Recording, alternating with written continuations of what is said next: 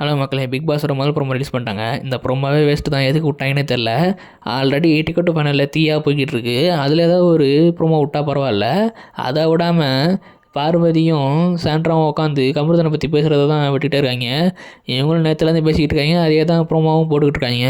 என்ன சொல்கிறாங்கன்னா, அவன் கூட இவ்வளோ நாள் பழகின பொண்ணுன்னு கூட பார்க்கல, இப்படி பண்ணிட்டான்.